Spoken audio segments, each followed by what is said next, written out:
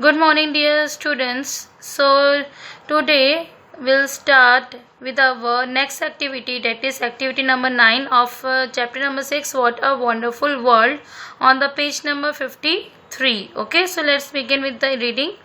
When humans began to use objects to create music from sounds, musical instruments were born. जो humans पहले क्या होता था कि जो ह्यूमंस ने स्टार्ट कर दिया था कि क्या यूज़ करना, ऑब्जेक्ट्स यूज़ करना, और उस ऑब्जेक्ट से वो क्या क्रिएट करते थे, साउंड क्रिएट करते थे. ठीक है. एंड काफ़ी ऐसे न्यू तरीके से म्यूजिकल इंस्ट्रूमेंट्स भी तब बॉर्न हो गए थे, नहीं उनकी खोज की गई, उनको बनाया गया, डिज़ाइन किया गया था. ठीक है. अब जैसे फॉर एग्जांपल मैं आपको देती हूँ, अगर आप ग्लास लोगे, ठीक है, तो एक कुछ 5 ग्लासेस या 10 ग्लासेस अगर आप लोगे, एक में थोड़ा ज़्यादा पानी डाला, किसी में कम डाला, उसमें थोड़ा कम डाला, और जब आप उसको बजाओगे ना तो क्या होगा कि साउंड एकदम मतलब अगर आप एक 1 बाय 1 आप ग्लास को मतलब कि एक स्टिक के साथ बजाओगे तो वो क्या होगा, तो साउंड जो है थोड़ा साउंड मतलब एकदम स्ट्रेंज जो है, अजीब से एक अच्छा सा सुंदर सा एक साउंड क्रिएट होगा.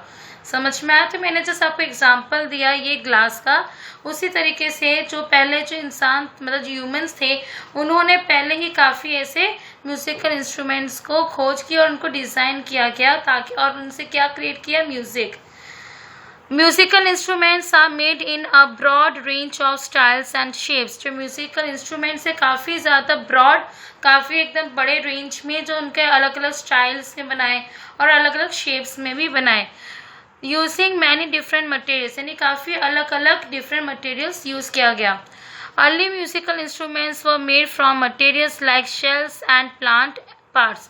काफ़ी पहले के जो म्यूजिकल इंस्ट्रूमेंट्स थे वो कैसे बनाए गए हैं, काफ़ी मतलब कौन कौन से मटेरियल्स यूज़ किया गया है, तो शेल्स और प्लांट पार्ट्स. शेल्स यानी कि जिसका एक हार्ड प्रोटेक्टिव आउटर लेयर होता है, ठीक है, उसको कहा जाता है शेल्स, जो कहाँ समुद्र में आपको मिल जाएगा, वाइट कलर का होता है शंख. ओके. एंड प्लांट पार्ट्स यानी जैसे flower, leaves and etcetera. Okay. तो उस तरीके से इन्होंने म्यूजिक इंस्ट्रूमेंट को अलग अलग मटेरियल से बनाया गया है. Here are 2 passages about differently working musical instruments. तो अब आप इस लास्ट एक्टिविटी में आप 2 ऐसे पैसेजेस या 2 ऐसे टाइप्स आप पढ़ोगे अबाउट द म्यूजिकल इंस्ट्रूमेंट, जो क्या क्रिएट किया जाता है, एकदम अलग और एकदम यूनिक है. तो इसमें एक्चुअली किस तरीके से साउंड क्रिएट किया जाता है, वाटर, ठीक है, तो पानी से भी साउंड क्रिएट हो सकता है, वो आपको इस एक्टिविटी में आप पढ़ोगे. ठीक है. So this is the hydrolophone. क्या है इसका नाम? पहला जो पैसेज है इसका नाम है hydraulophone. Hydraulophone is something that which can create sound through water. ठीक है. जो आप साउंड किस तरीके से क्रिएट होगा, पानी से. You can play it without any training. आप इसको प्ले कर सकते हो बिना किसी ट्रेनिंग लिए. जैसे आपको ये नेक्स्ट में अगर आप देख रहे हो तो एक पिक्चर दी हुई है जिसमें एक प्रोफेसर जो है, पीछे सारे स्टूडेंट्स बैठे हैं, और प्रोफेसर जो है यही है हाइड्रोलोफोन.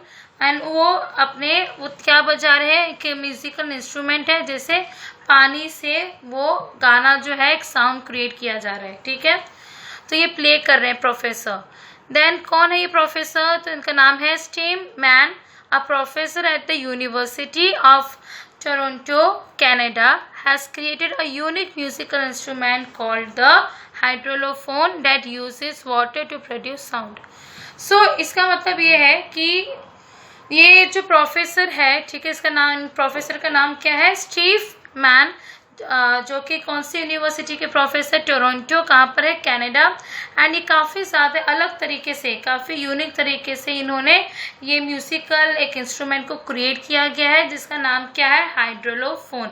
हाइड्रोलोफोन का काम क्या है कि वो ये क्या यूज़ करता है, वो पानी से क्या प्रोड्यूस किया जाता है, साउंड. ठीक है.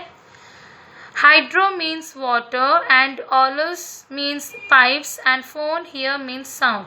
So hydro का basically meaning क्या होता है, पानी, water, and olos का मतलब क्या होता है कि थ्रू कहाँ से आता है ये पानी, थ्रू पाइप्स से आता है. एंड फोन का मतलब होता है एक sound. Okay. And that's how we get hydraulophone. और इसी तरीके से हमें क्या मिलेगा, हाइड्रोलोफोन. फोन।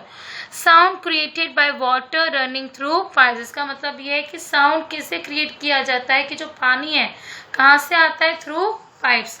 और जैसे वो पाइप से देखिए आप यहाँ पे अलग अलग पाइप्स बने हुए हैं, ठीक है, वहाँ से आके ये प्ले करते हैं एंड देन वो पानी जो है वो पाइप के थ्रू एक ऊपर आता, मतलब कि एक फाउंटेन की तरह आता है और इससे ये एक साउंड क्रिएट किया जाता है।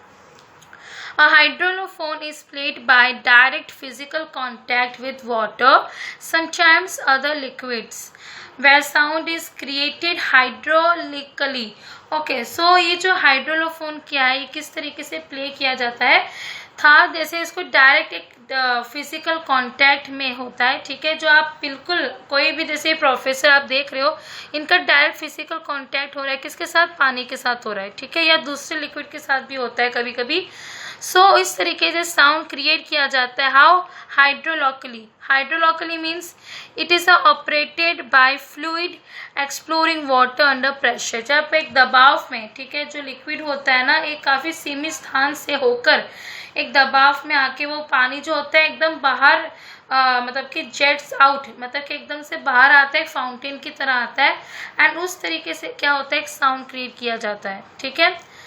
So sound is produced by the same hydraulic fluid in contact with the, now take our next page number 54. So जो साउंड है वो किस तरीके से प्रोड्यूस किया जाता है, जो साउंड है वो एक्चुअली हाइड्रोलिक एक उस तरीके से प्लेयर्स के जो फिंगर्स होते हैं, जो भी इसको प्ले करेगा, ठीक है, उसके फिंगर्स के ऊपर ही मतलब एक होल किया जाता है, उस होल में आपको फिंगर्स डालना होता है एंड फिंगर्स में आप फिर अगर आप जहाँ भी, जैसे आप देखिए फिगर दिया हुआ है उसमें आप देख रहे हो कि कैसे ये जो हैंड्स है वो मतलब कि अगर एक होल पे आपका फिंगर है तो दूसरे होल पे पानी जेट आउट होता है, यानी फाउंटेन की तरह क्रिएट होता है। Okay, if someone is not playing a hydraulophone, अगर कोई उस हाइड्रोलोफोन को प्ले नहीं करेगा तो क्या होता है, it will simply look like a water fountain, यानी कि किस तरीके से लगेगा, ये बिल्कुल एक वाटर फाउंटेन की तरह लगेगा अगर कोई भी इसको प्ले नहीं करता है तो। Water is blown in to pipes and it jets out of them like a fountain. पानी जो होता है ना वो पाइपों से उड़कर, ठीक है, ब्लोन यानी कि उड़कर, पाइपों से उड़कर वो एक फिल्टर की तरह जेट आउट यानी बाहर निकलता है लाइक अ फाउंटेन। आपने फाउंटेन तो देखा होगा कि किस तरीके से होता है fountain. Then when the fingers of the player block the water at different positions it creates sound, यानी कि इसका मतलब क्या होता है कि जब कोई भी प्लेयर की जो उंगलियों में पानी अलग अलग स्थानों पर अवरुद्ध हो जाता है जिससे ये आवाज़ पैदा करता है, ठीक है, अवरुद्ध यानी ब्लॉक हो जाता है कहीं पर भी उसका पानी अलग अलग पोजीशन अलग स्थानों में, तो इससे क्या होता है, इससे एक आवाज़ क्रिएट होती है।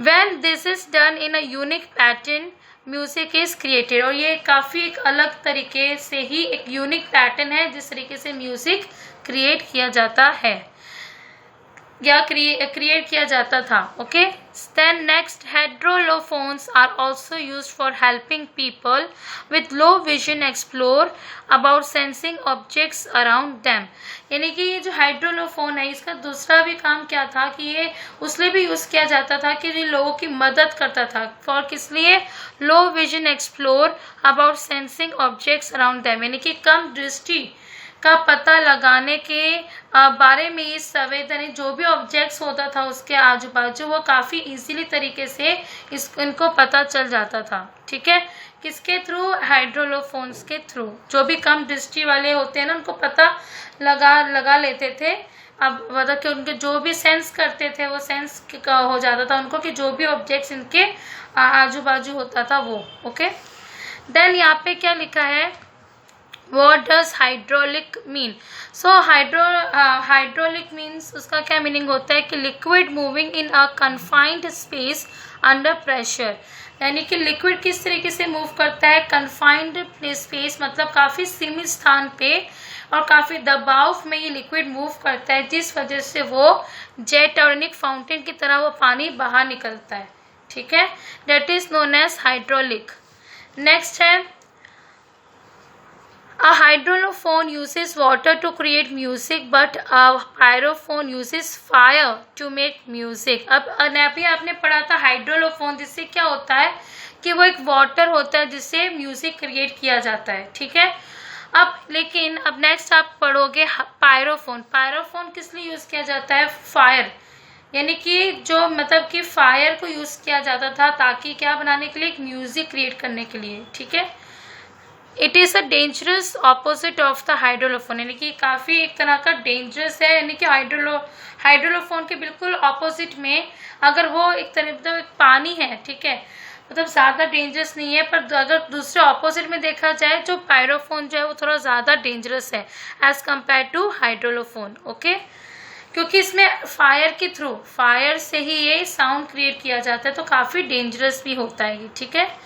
Then pyro means fire, pyro का मतलब क्या होता है? फायर, और phone means sound in Greek. तो पायरो का मतलब होता है फायर और फोन का मतलब क्या होता है? Sound, okay, in a Greek. Then hence a pyrophone create sounds using fire, इसलिए जो पायरोफोन है वो क्या करता है? वो साउंड क्रिएट करता है किसकी मदद से? फायर की मदद से, ठीक है। Many pyrophones run using the same kind of mechanism as a scooter, यानी कि काफ़ी सारे जो पायरोफोन्स उनको किस तरीके से मतलब रन किया जाता है, यूज़ किया जाता है, बिल्कुल same kind like a mechanism यानी कि एक सिस्टम जो किस तरीके से काम करता है, एक मतलब मशीन की तरह काम करता है, ठीक है।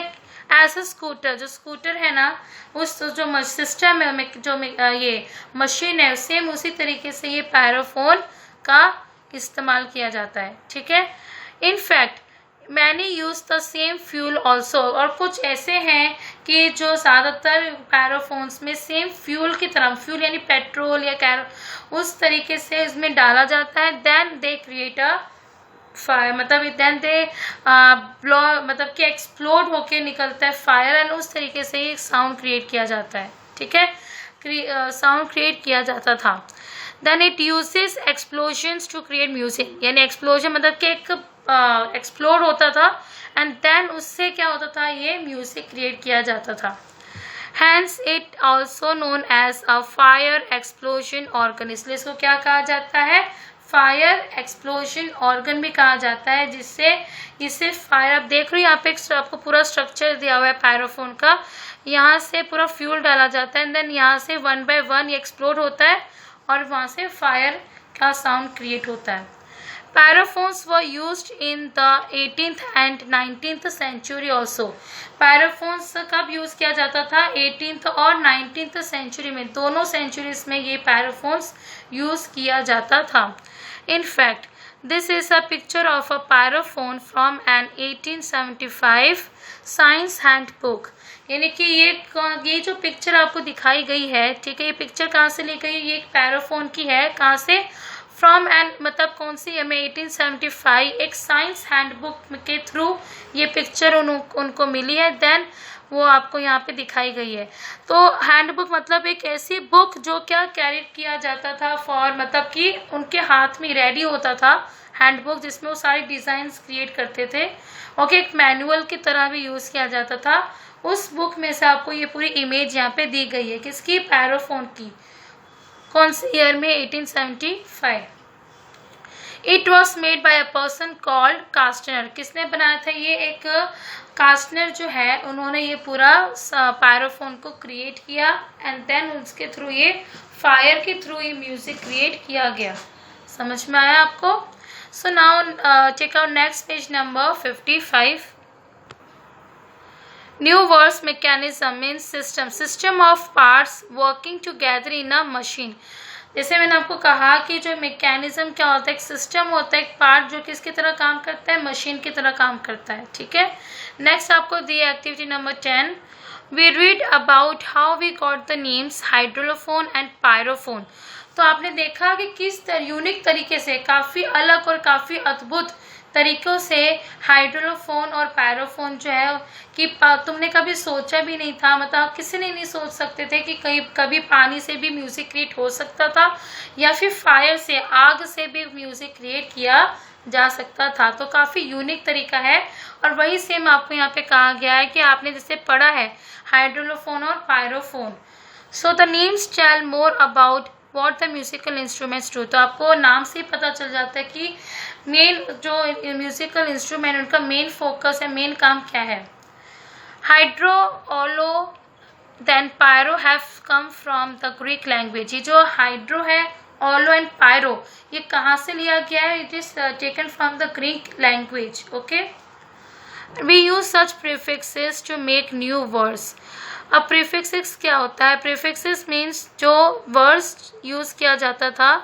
ओके, वर्ड्स यूज किया जाता है before, you can write before words, यानी कि ये जो मतलब सपोज मैं आपको एग्जांपल दे रही हूँ, सपोज ये हैप्पी है, ठीक है, ये हैप्पी, हैप्पी मतलब खुश, और इसके आगे अगर मैंने लगा दिया अन, तो अन क्या हो गया? अन जो है वो हो गया प्रीफिक्स हो गया।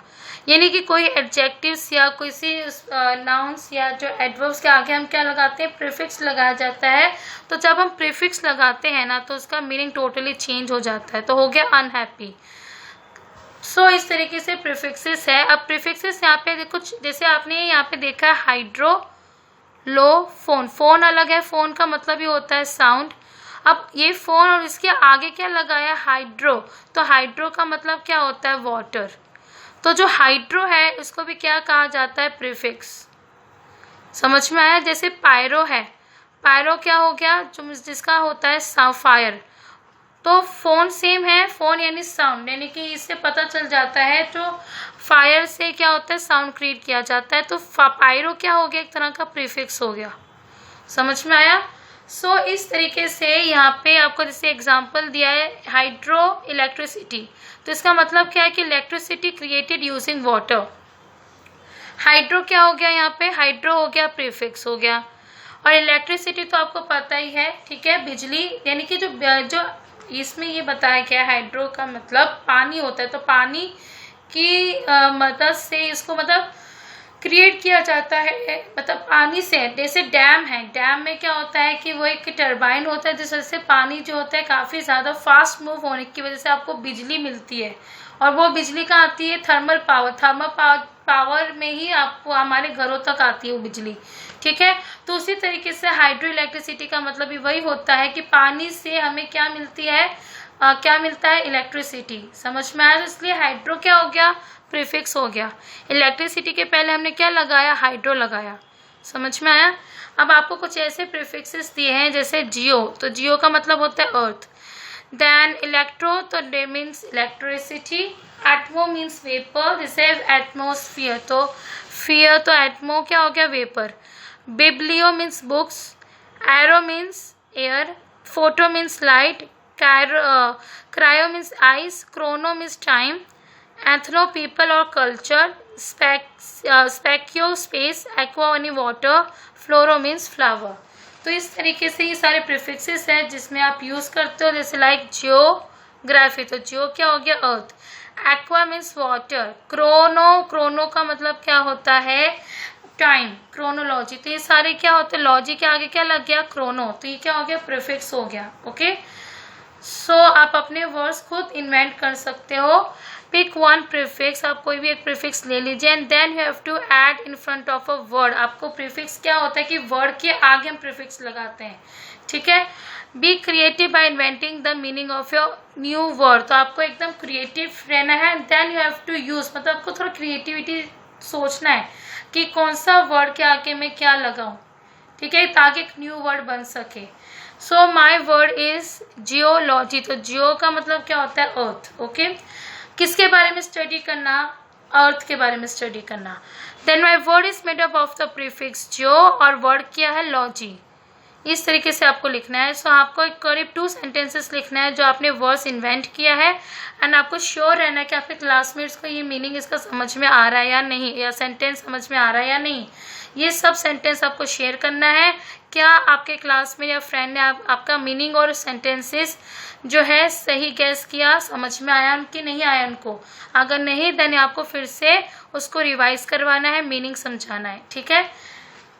देन जैसे मैंने यहाँ पे बनाया है First, these days they are making geological survey of this region. So basically geological का meaning क्या होता है? It is relating to the study of the earth's physical structure. यानी कि ये जो जियोलॉजी का मीनिंग क्या होता है? It is related to a study, किसके study? To of the earth physical structure के बारे में आप जियोलॉजिकल जो है आप स्टडी करते हो अर्थ के स्ट्रक्चर, फिजिकल स्ट्रक्चर के बारे में, ठीक है। तो इसलिए वो यही कहा गया है कि जो डेज आजकल जो डेज है वो किस पे हो रहा है? दे आर मेकिंग, मतलब क्या बना रहे हैं? जियोलॉजिकल सर्वे किया जा रहा है of this region. Next है, it is interesting to study the geology of the British Isles. So geology का meaning क्या है? कि science which deals with the physical structure. Okay, so geology जो है जैसे आप पढ़ते हो ना जियोग्राफी, तो जियो क्या हो गया? You are studying about the earth, ठीक है। तो इस तरीके से जियोलॉजी क्या है कि आप साइंस जो है आप विच जो क्या डील करता है with the physical structure of the earth, ठीक है। आप किसके बारे में पढ़ते हो? अर्थ के बारे में आप जब पढ़ते हो, ठीक है, उस बारे में होता है जियोलॉजी, फिजिकल स्ट्रक्चर के बारे में, ठीक है। तो यहाँ पे एक बात की गई है। अब नेक्स्ट है ब्रिटिश आइल्स। तो ब्रिटिश आइल्स का मतलब कि to study the Britain island के बारे में आप पढ़ते हो, ठीक है। किसके बारे में स्टडी करना? ब्रिटेन के आइलैंड के बारे में। अब ये आइल्स क्या होता है? आइल्स एक आइलैंड है, स्पेशली स्मॉल वन, छोटे छोटे आइलैंड होते हैं ना, उसको कहा जाता है आइल्स। ओके, सो वही लिखा है कि it is interesting to study the geology of the British isles, ठीक है। काफ़ी इंटरेस्टिंग है कि अगर हम स्टडी करें किसके बारे में? जियोलॉजी, कहाँ का? ब्रिटिश आइल्स का। समझ में आया? So now take our next page number 56. We read about the hydrophone and pyrophone. These are unusual instruments. ये सारे क्या है? मतलब ये दोनों क्या है? एक unusual instruments है, ठीक है। And then usually we would not think of creating music out of it. हम वही मैंने आपको कहा कि हम कभी सोच ही नहीं सकते कि म्यूजिक और वाटर और फायर के थ्रू भी म्यूजिक क्रिएट किया जा सकता था। लेकिन people like Steve Mann and Kastner thought of it. जो लोग जो स्टीव मैन और कास्टनर की तरह जो सोच है उन्होंने काफ़ी अच्छा सोचा and then they have created this instruments. Okay, so आपको क्लासमेट या एक फ्रेंड के साथ हेल्प करना है, काम करना है, और आपको भी अपने तरीके से सोचना है कि किस तरीके से मैं म्यूज़िक क्रिएट कर सकता हूँ, कौन से इंस्ट्रूमेंट से, वो आपको खुद क्रिएट करना है और सोचना है। आप अपने वर्ड से में बना के लिख सकते हो, जैसे मैंने लिखा है, माई classmate named Dharmesh and I created a musical instrument. Dharmesh और मैंने क्या क्रिएट किया है? Musical instrument. किसके थ्रू? रबर बैंड्स के थ्रू। रबर बैंड जैसे हम उसको अगर थोड़ा स्क्रैच करेंगे, मतलब थोड़ा और ज़्यादा करेंगे ब्रॉड, तो उससे क्या होगा? और फिर इसका हम टंग मतलब इसको बजाएंगे तो इससे म्यूज़िक क्रिएट किया जाएगा, जिसका नाम हमने क्या दिया? Tissue box guitar. क्या नाम दिया हमने इसको? टिश्यू बॉक्स गिटार, ठीक है। गिटार की तरह नहीं होता, गिटार आप बजाओगे तो उसी तरीके से होता है ये rubber bands. Okay, use this box to draw a picture of your musical instrument. तो आपको एक ये जो आपने लिखा है ना, वही आपको यहाँ पे ड्रॉ करना है, ठीक है। एक टिश्यू बनाना है, टिश्यू का जो बॉक्स होगा, ठीक है। एंड देन आपको यहाँ पे ये एक स्ट्रॉ है ये, और वो व्रैप्ड पेपर से लपटा हुआ है। एंड एक टिश्यू लेके उसके ऊपर आपको क्या करना है? कलरिंग रबर बैंड्स लगा देना है, चिपका देना है, ठीक है। एंड फिर जब उसको बजाओगे ना आप, तो उसे एक साउंड क्रिएट किया जाएगा। तो वही आपको यहाँ पे फिगर जैसे मैंने यहाँ पे ड्रॉ किया है, उसी तरीके से आपको ड्रॉ करना है, उसको लेबल करना है। ये स्ट्रॉ है, ठीक है, उसको रैप पेपर से रैप किया गया है। देन ये टिश्यू बॉक्स है, ठीक है, आपको लिखना है टिश्यू बॉक्स। फिर इसमें जो लाइन्स देख रहे हो वो सब क्या है? कलर्ड रबर बैंड्स, ठीक है। फिर आपने क्या क्या लिखा है, वो सब चीज़ें क्या क्या ज़रूरत पड़ी है वो आपको यहाँ पे लिखना है कि here's what I used. Empty tissue box लेना है, रबर बैंड्स ले सकते हो, वेरियस साइजेस एंड कलर्स, कोई भी किसी भी साइज का, बड़ा जो आते हैं, बड़ा या छोटा कोई भी कलर का ले सकते हो। देन पेपर चावल रोल लेना है, ठीक है। सीजर्स, टेप, स्ट्रॉ, पेंट और ब्रश लेना है, उसके ऊपर आपको पेंट कर देना है फिर, ठीक है। फिर आपका ये टिश्यू बॉक्स गिटार रेडी हो जाएगा। नेक्स्ट इसके बाद दिया है माई क्लास में। ये सब आपको आइडियाज अपने क्लासमेट के साथ शेयर करना है। फिर एक और इंस्ट्रूमेंट आपको लिखना है। My classmates name Sita and Gita created a musical instrument, उन्होंने क्या यूज़ किया, ग्लास बॉटल्स यूज़ किया, म्यूजिक क्रिएट किया। एंड दे हैव क्या नाम दिया उन्होंने, ग्लास वाटर तारंग। क्या नाम दिया, ग्लास वाटर तारंग। ओके, समझ में आया। तो इस तरीके से आप अपना खुद का एक म्यूजिकल इंस्ट्रूमेंट क्रिएट कर सकते हो एंड ड्रॉ भी कर सकते हो। ठीक है, now take our next page number 57। Activity number 12, here are some amazing facts about animals. तो काफ़ी अच्छे और काफ़ी अमेजिंग फैक्ट्स अबाउट एनिमल्स के बारे में जो आपने कभी सुना नहीं होगा। सो आपको यहाँ पे काफ़ी इंटरेस्टिंग भी लगेगा आपको ये सुनकर। सो पहला दिया है कि अ मॉस्किटो हैज़ 47 टीथ। तो मॉस्किटो पता है ना क्या होता है, ठीक है। तो उसके कितने टीथ होते हैं, 47 होते हैं मच्छर के। Then no 2 zebras have the same markings। तो आप देखना ध्यान से कि कोई भी 2 zebras के सेम मार्किंग्स नहीं होते हैं। Okay, the heart of a blue whale is the size of a Maruti 800। ये मतलब ये एक बेसिक मतलब एक अमेजिंग फैक्ट्स है ये, ठीक है। फैक्ट है ये सारे कि जो हार्ट जो है ना ब्लू व्हेल का, उसका कितने साइज का है, करीब मारुति 800 की जो कार है ना उसकी साइज जितना ब्लू व्हेल का हार्ट का साइज है। ठीक है। Elephants are the only animals that can not jump. So elephant एक ऐसे मैमल है या यू कैन से एक ऐसे जानवर है, एनिमल्स है जो जंप नहीं कर सकते। ऑब्वियसली नहीं कर पाएंगे ना वो, बिकॉज ओके। द नेक्स्ट है butterflies taste with their feet. जो बटरफ्लाइज होते हैं वो किससे टेस्ट करते हैं, अपने फीट से, अपने पैरों से। ठीक है, जैसे आपने पढ़ा था इन एक्टिविटी नंबर 1 में कि we thought about presents we will give to our feet. आपने सोचा, हमने और किया भी था कि सपोज अगर आप प्रेजेंट दे रहे हो, गिफ्ट दे रहे हो किसको, अपनी फीट को।